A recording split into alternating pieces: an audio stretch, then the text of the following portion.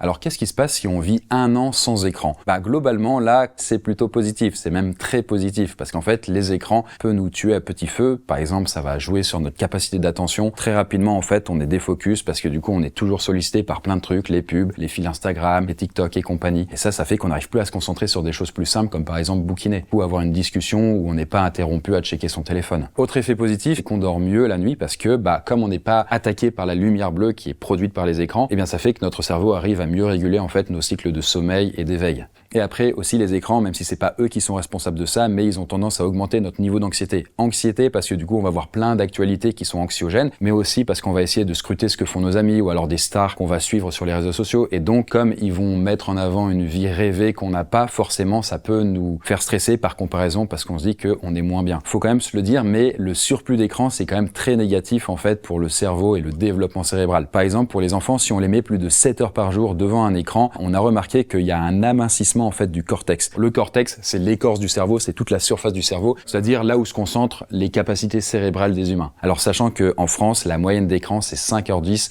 pour les 13-19 ans.